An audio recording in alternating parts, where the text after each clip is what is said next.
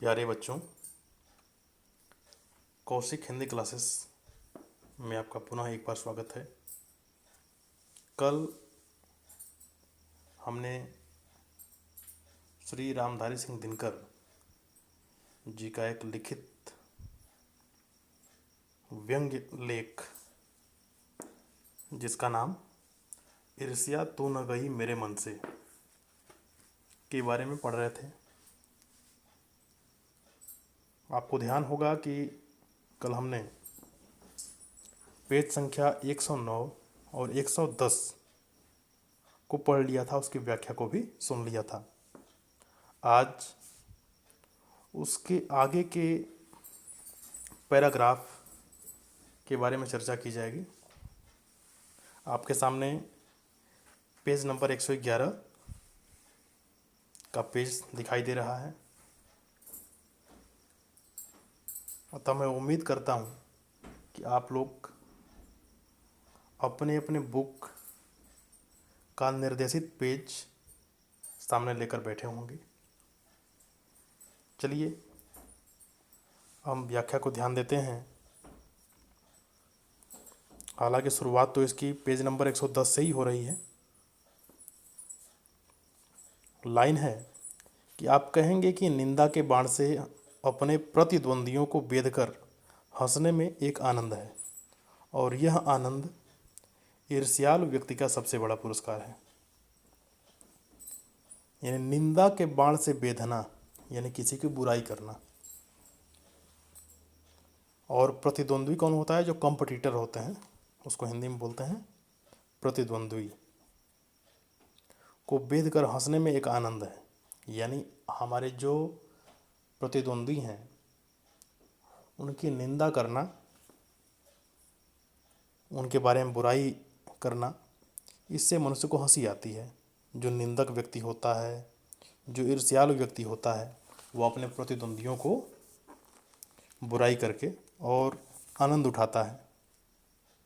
और लेखक लिखते हैं कि ईर्ष्यालु व्यक्ति का यह सबसे बड़ा पुरस्कार है।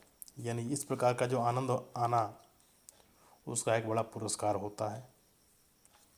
मगर यह हंसी मनुष्य की नहीं, राक्षस की होती है, और यह आनंद भी दैत्यों का आनंद होता है। अब यहाँ लेखक कहते हैं कि यह मनुष्य जो हंसी हंसता है, जो दूसरों की बुराई करके और संतोष प्रदान करता है, आत्मसंतोष करता है, वास्तव में वह उसकी हंसी हंसी नहीं है, मनुष्य वाली हंसी नहीं है, वह राक्षसी हंसी है। और वह जो आनंद है वह दैत्यों का आनंद है। अगले पैराग्राफ में ध्यान देंगे कि ईर्ष्या का संबंध प्रतिद्वंद्विता से होता है, क्योंकि भिखमंगा करोड़पति से ईर्ष्या नहीं करता। यह एक ऐसी बात है जो ईर्ष्या के पक्ष में भी पड़ सकती है, क्योंकि प्रतिद्वंद्विता से ही भी मनुष्य का विकास होता है। किंतु अगर आप संसार व्यापी सुयश चाहते हैं तो आप रसेल के मतानुसार, रसेल एक पाश्चात्य लेखक हैं, रसेल के मतानुसार शायद नेपोलियन से स्पर्धा करेंगे। स्पर्धा मतलब प्रतियोगिता, कंपटीशन जिसको अंग्रेजी में बोलते हैं। मगर याद रखिए कि नेपोलियन भी सीजर से स्पर्धा करता था। आगे है, और सीजर सिकंदर से, तथा सिकंदर हरक्यूलिस से। यानी जिस हरक्यूलिस के बारे में इतिहासकारों का यह मत है कि वह कभी पैदा ही नहीं हुआ। अब यहाँ देखिए, जो कंपटीशन की भावना है, प्रतिद्वंदिता की भावना है, वह अपने से अधिक गुणवान व्यक्ति के साथ है। आपने पढ़ा कि नेपोलियन जो है किससे करता था? सीजर से, यानी उससे अधिक गुणवान था। और सीजर किससे करता था? सिकंदर से। जो सीजर से अधिक गुणवान, हिम्मती, ताकतवर सिकंदर था। और सिकंदर किससे करता था? हरक्यूलिस से। यानी हर व्यक्ति अपने से अधिक गुणवान, अपने से अधिक हिम्मती, अपने से अधिक ऐश्वर्य वैभवशाली व्यक्तियों से स्पर्धा करता था। तो यदि हम स्पर्धा अगर सकारात्मक होकर करें तो वहाँ मनुष्य का विकास होता है। यदि हम किसी से स्पर्धा करते हैं, प्रतिद्वंदिता की भावना रखते हैं और यदि वह सकारात्मक रूप में रखते हैं तो निश्चित रूप से हमारा विकास होगा। आगे यहाँ शुरुआत में एक लाइन लिखा हुआ है कि ईर्ष्या का संबंध प्रतिद्वंदिता से होता है, क्योंकि भिखमंगा करोड़पति से ईर्ष्या नहीं करता। यानी हम लगभग बराबरी लोगों से ईर्ष्या कर सकते हैं। अब कोई बहुत निम्न तबके का व्यक्ति बहुत उच्च तबके से ईर्ष्या नहीं कर सकता, क्योंकि वह कभी उस स्तर तक पहुंचने की सोचेगा ही नहीं। तो लेकिन हाँ, वह व्यक्ति प्रतिद्वंदिता की भावना उसी से रखता है जिसको अपनी क्षमता के अनुसार वह करने की बात सोचता हो। आगे के पैराग्राफ में देखेंगे कि ईर्ष्या का एक पक्ष सचमुच ही लाभदायक हो सकता है, जिसके अधीन हर आदमी, हर जाति और हर दल अपने को अपने प्रतिद्वंद्वी का समकक्ष बनाना चाहता है।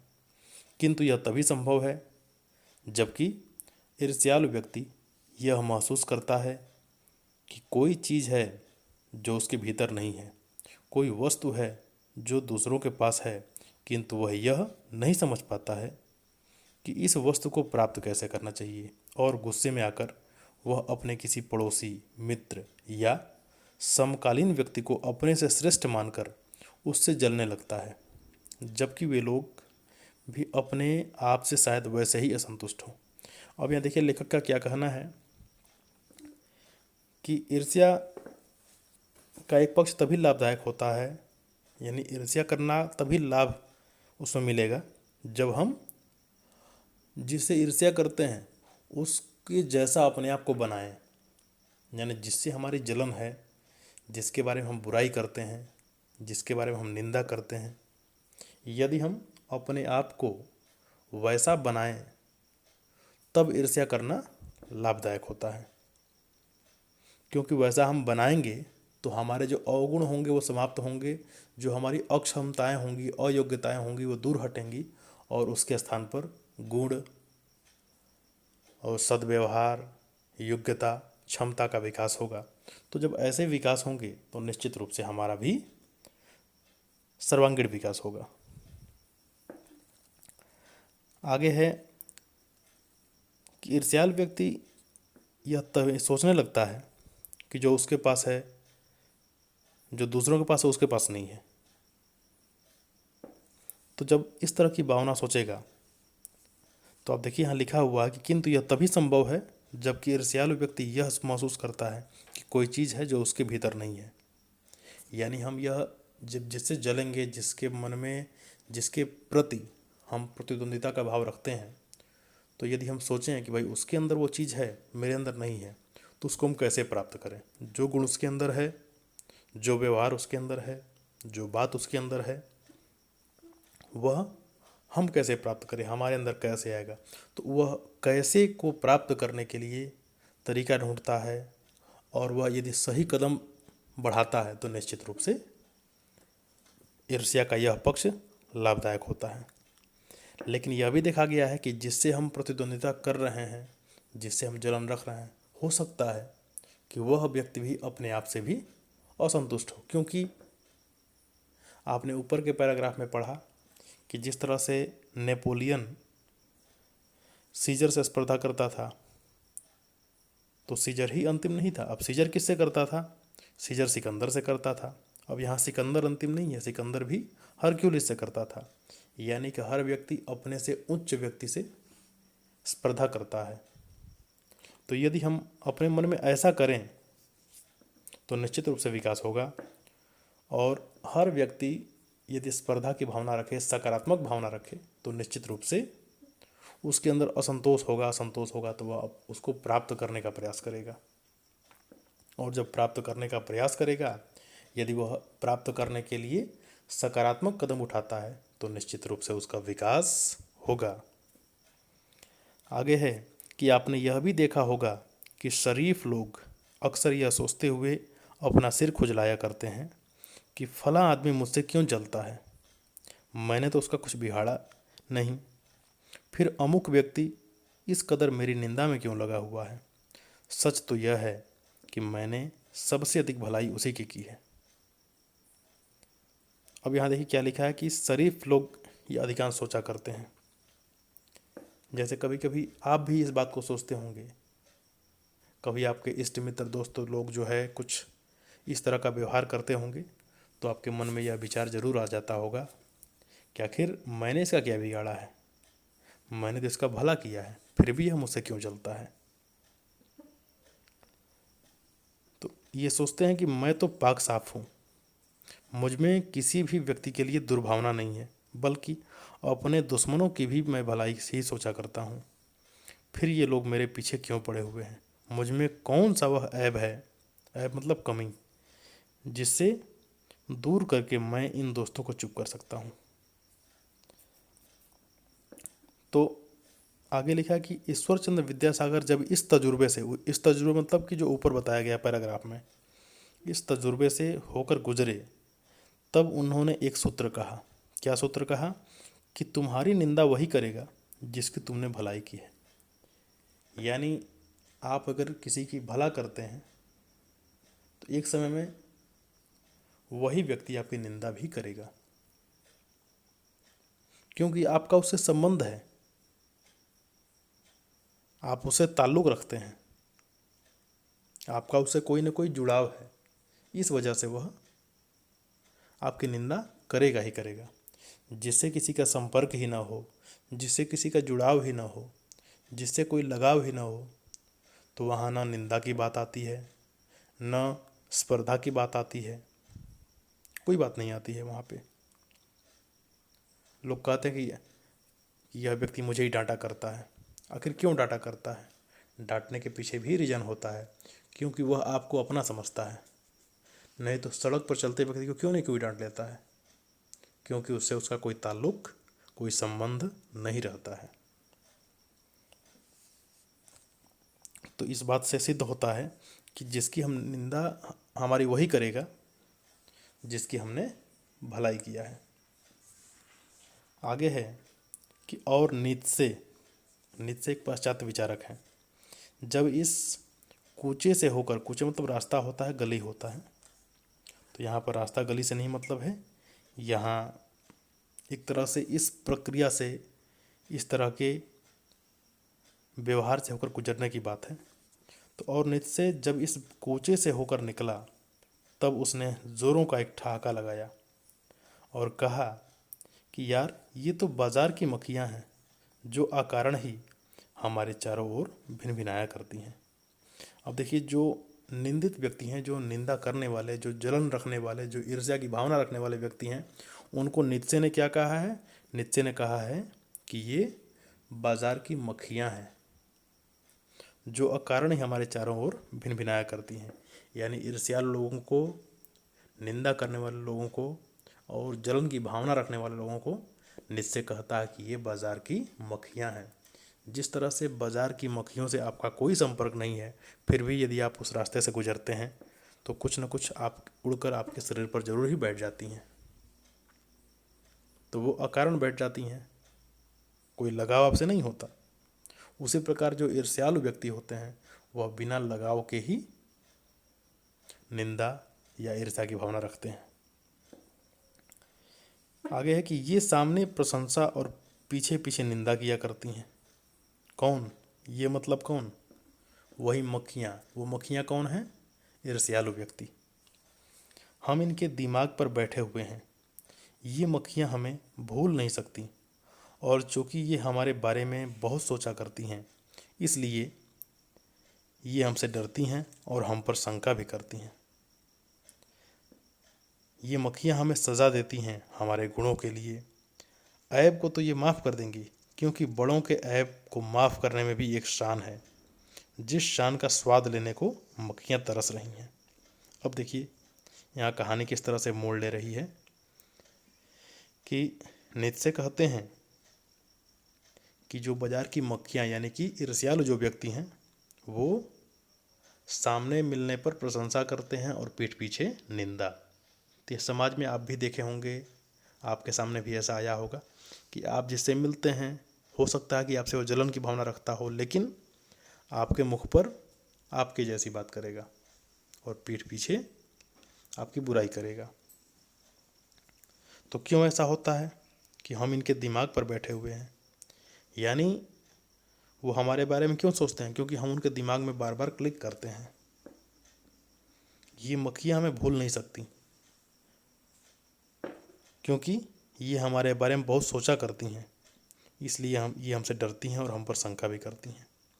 यानी जो ईर्ष्यालु व्यक्ति हैं वो आखिर किसी से ईर्ष्या क्यों करता है? क्योंकि वो उसे भूल नहीं सकता, बार बार उसके दिमाग में यह बातें क्लिक करती हैं कि वो हमसे अधिक शक्तिशाली है, हमसे अधिक वैभवशाली है, हमसे अधिक समृद्धिशाली है। यह सब बातें सोचता रहता है, इससे वह जलता भुनता रहता है, बार बार उसके दिमाग में यही खटक पैदा होती है। आगे है कि ये मक्खियाँ में सज़ा देती हैं। किस बात के लिए सज़ा? गुणों के लिए। यानी आपसे जलेंगी, आपसे तमाम तरह की दुर्व्यवहार करेंगी। तो ये जो ईर्ष्यालु व्यक्ति होते हैं वो हमसे ईर्ष्या क्यों करते हैं? एक तरह से हमको सज़ा देते हैं, यानी जो हमारे पास गुण है उसके लिए वो सज़ा देते हैं। क्योंकि भाई वो कुछ कर तो नहीं सकते, ऐब को तो ये माफ़ कर देंगी। ऐब मतलब कमी, जो हमारे अंदर कमी है, जो अवगुण है, उसको तो ये माफ़ कर देंगी। कौन? ईर्ष्यालु व्यक्ति। क्योंकि बड़ों के ऐब को माफ़ करने में भी एक शान है। यानी आप बड़ों की कमी को आप नज़रअंदाज कर देते हैं, आप कहते हैं जाइए मैंने आपकी गलती माफ़ कर दिया, तो वहाँ भी एक आपका शान हो गया, जबकि वास्तव में यह शान नहीं है। आपने माफ़ भले कर दिया, तो अपने बड़ों की कमियों को माफ़ कर देना ये कौन बड़ी शान है? लेकिन उसको ईर्ष्यालु व्यक्ति शान समझता है, अपने गर्व की बात समझता है, एक अहम की भावना उसके अंदर आ जाती है, जबकि यह सत्य नहीं है। भाई शान तब होगा जब आप कुछ बिगाड़ने की क्षमता रखेंगे। कैसे? जैसे आप यदि किसी को क्षमा तभी करते हैं और वह क्षमा तभी आपका क्षमा कहा जाएगा कि आपने क्षमा किया, जबकि उसके गलती को देखने पर यदि आप उसको दंडित करने की क्षमता रखते हैं, आप उसको तमाम तरह से मिटा देने की क्षमता रखते हैं, और यदि आप नहीं मिटाते हैं, आप उसको कुछ नहीं करते हैं और छोड़ देते हैं, तब यह कहा जाएगा कि आपने क्षमा किया। क्योंकि एक लाइन है मैथिली शरण गुप्त का कि क्षमा शोभती उस मनुष्य को जिसके पास गरल हो।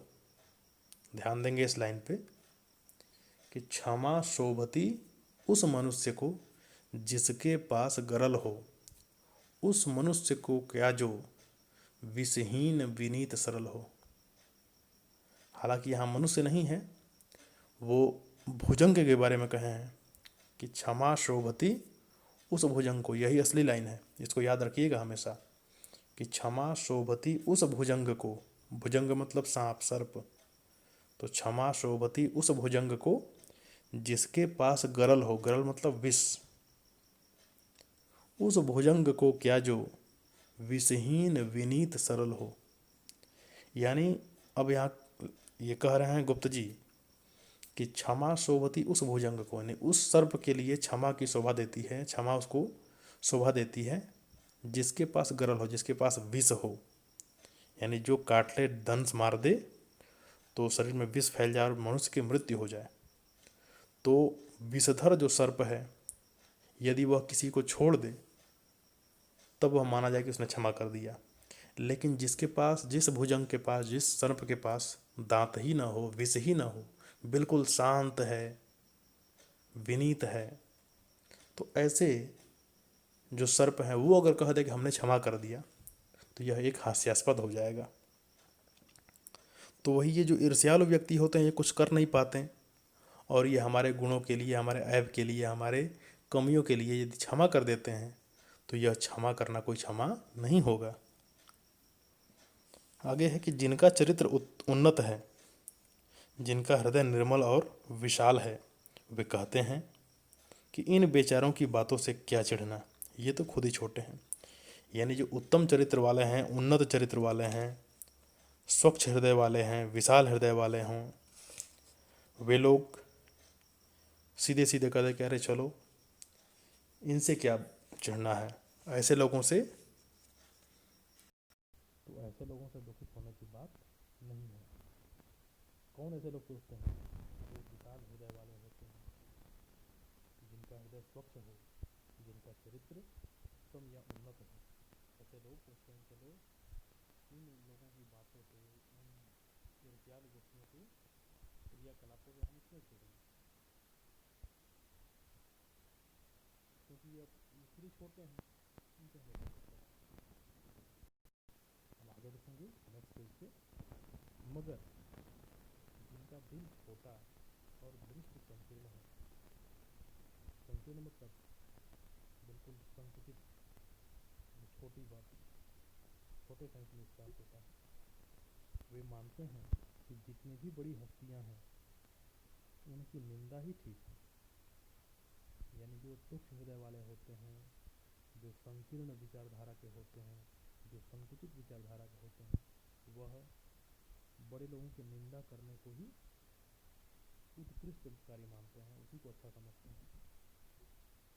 और जब हम उनके प्रति उदारता और भलमन साहस का बर्ताव करते हैं, तब भी वे यही समझते हैं कि हम उनसे घृणा कर रहे हैं। यानी जब अच्छे लोग, उदार हृदय वाले लोग ऐसे ईर्ष्यालु व्यक्तियों के साथ यदि उदारता का व्यवहार करें, भलमन साहस का व्यवहार करें, अच्छा व्यवहार करें, तब भी ईर्ष्यालु व्यक्तियों के मन में यही आता है कि ये लोग हमसे घृणा कर रहे हैं, और हम चाहें उनका जितना उपकार करें, बदले में हमें अपकार ही मिलेगा। यानी अच्छे लोग, उत्तम चरित्र वाले लोग, उदार हृदय वाले लोग यदि लोगों का भला भी करें, ईर्ष्यालु व्यक्तियों का उपकार भी करें, तो भी ईर्ष्यालु व्यक्ति उनके उपकार को मानता नहीं है। आगे लेखक लिखते हैं कि दरअसल हम जो उनकी निंदा का जवाब नहीं देकर चुप्पी साधे रहते हैं, इसे भी वे हमारा अहंकार समझते हैं। यानी जब ईर्ष्यालु व्यक्तियों को वो निंदा करते रहते हैं और हम फिर भी शांत रहते हैं, उनको छोड़ते जाते हैं, तो भी उन्हें लगता है कि इसके अंदर घमंड है, देखो हमसे बात नहीं करता है।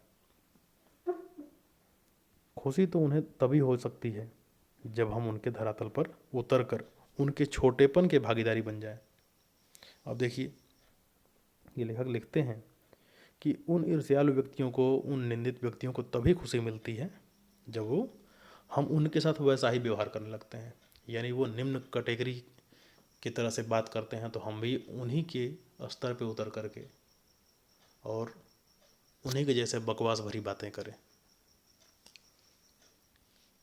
सारे अनुभवों को निचोड़कर नीत्शे ने एक दूसरा सूत्र कहा कि आदमी में जो गुण महान समझे जाते हैं उन्हीं के चलते लोग उससे जलते भी हैं। बिल्कुल सही बात है कि आपके अंदर जो गुण होगा और दूसरों में नहीं होगा, तो आपके उसी गुण की वजह से लोग जलेंगे। तो ईर्ष्यालु लोगों से बचने का क्या उपाय है? नीत्शे कहता है कि बाजार की मुखियों को छोड़कर एकांत की ओर भागो। यानी ऐसे ईर्ष्यालु व्यक्तियों से बिल्कुल दूर रहें, उनसे हमारा कोई ताल्लुकात ही न रहे, उनसे हमारा कोई मुलाकात ही ना हो। जो कुछ भी अमर तथा महान है उसकी रचना और निर्माण बाजार तथा सुयस से दूर रहकर किया जाता है। यानी जो इस संसार में अमर रचनाएं हुई, अमर कार्य हुए और महान कार्य हुए, तो वो कैसे किया गया कि ऐसे लोगों के, निम्न लोगों के से दूर रहकर किया जाता है। यानी ये लोग क्या बात कर रहे हैं, कैसे कर रहे हैं, हमारे बारे में किस तरह से बात कर रहे हैं, इसके बारे में विचार नहीं करने वाला और अपने सही कार्य पर आगे बढ़ने वाला व्यक्ति ही इतिहास की रचना करता है। जो लोग नए मूल्यों का निर्माण करने वाले हैं वे बाजारों में नहीं बसते, वे शोहरत के पास भी नहीं रहते। जहाँ बाजार की मक्खियाँ नहीं भिनकती वह जगह एकांत है। अब देखिए नीचे क्या कहा है इसमें कि जो लोग नए मूल्यों का निर्माण करने वाले हैं, यानी जो कुछ विशेष रचना करने वाले हैं, जो समाज को कुछ नया देने वाले हैं, जो इतिहास बनाने वाले हैं, ऐसे लोग बाजारों में नहीं रहते। बाजारों में रहने का अर्थ कि ईर्ष्यालु व्यक्तियों के साथ या उसके आसपास या उनकी बातों से वो दुखित नहीं होते। वे शोहरत के पास भी नहीं रहते, यानी कि ईर्ष्यालु व्यक्ति उनकी प्रशंसा करें, ऐसा भी वो नहीं चाहते। जहाँ बाजार की मक्खियाँ नहीं भिनकती वही जगह एकांत है, यानी जहाँ पर ऐसे ईर्ष्यालु व्यक्ति न मिलें उसी एकांत जगह पर वे अपने सद्कार्यों का अंजाम देते हैं। यह तो हुआ ईर्ष्यालु लोगों से बचने का उपाय। अभी तक इसमें क्या बताया गया कि ईर्ष्यालु लोगों से कैसे बचें। अब क्या है कि किंतु ईर्ष्या से आदमी कैसे बच सकता है। तो देखिए आगे इसका उत्तर भी लिखा है कि ईर्ष्या से बचने का उपाय मानसिक अनुशासन है। जो व्यक्ति ईर्ष्यालु स्वभाव का है उसे फालतू बातों के बारे में सोचने की आदत छोड़ देनी चाहिए। उसे यह भी पता लगाना चाहिए कि जिस अभाव के कारण वह ईर्ष्यालु बन गया है उसकी पूर्ति का रचनात्मक तरीका क्या है। जिस दिन उसके भीतर यह जिज्ञासा जागेगी उसी दिन से वह ईर्ष्या करना कम कर देगा। वही ईर्ष्या कैसे कम होगा, तो यह मानसिक अनुशासन है, स्वयं पर एक मानसिक रूप में अनुशासन करें। दूसरा कारण क्या कि जो व्यक्ति ईर्ष्यालु स्वभाव का उसे फालतू बातों के बारे में सोचने की आदत छोड़ देनी चाहिए। यानी यदि हमारे मन में ईर्ष्या की भावना आ जाए तो हम इससे कैसे बचें। तो यहाँ लेखक ने बताया है कि पहले तो हम मानसिक अनुशासन में रहें, यानी हर जगह का एक न एक अनुशासन होता है।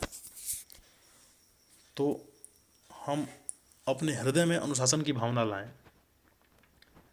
जो फालतू बातें हैं जिनसे कुछ लाभ नहीं होना है उनके बारे में बिल्कुल भी बातें करना, उनके बारे में सोचना ही छोड़ देना चाहिए।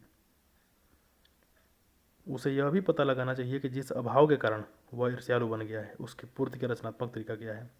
यानी जिसके कारण हमारे मन में, हमारे हृदय में ईर्ष्या की भावना यदि आ रही है तो वह उसकी पूर्ति कैसे हो सकती है, उस कमी का पूर्ति कैसे किया जा सकता है, इस बारे में सोचे।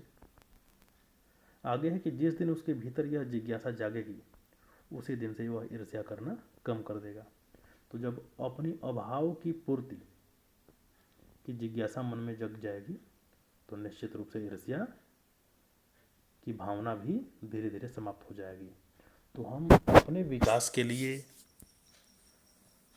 दूसरों के बारे में, दूसरों की उन्नति क्यों हुई, हाँ क्यों हुई, उसको हम भी उन्नति करें ऐसा सोचें। लेकिन उसकी उन्नति हो रही है वो हमारी होनी चाहिए, उसकी नहीं होनी चाहिए, ऐसा नहीं। ये सब फालतू बातें हैं। लेखक इससे बचने का तरीका बता रहा है कि नहीं बचे इससे, इसके बारे में बात ना करके और उसकी वृद्धि कैसे हुई है और क्या वह काम हम भी कर सकते हैं ताकि हम अपनी वृद्धि करें, अपना विकास करें। तो जब हम ऐसा कार्य करेंगे, जब ऐसा सोचेंगे तभी हमारा विकास होगा, तभी हम अपना और समाज का भला कर सकते हैं। बस इन्हीं बातों के साथ इस पाठ को औपचारिक रूप से समाप्त किया जाता है। यदि आपको इसके व्याख्या में कहीं भी कोई समस्या आ रही हो तो आप कमेंट बॉक्स में ज़रूर पूछ लें। धन्यवाद।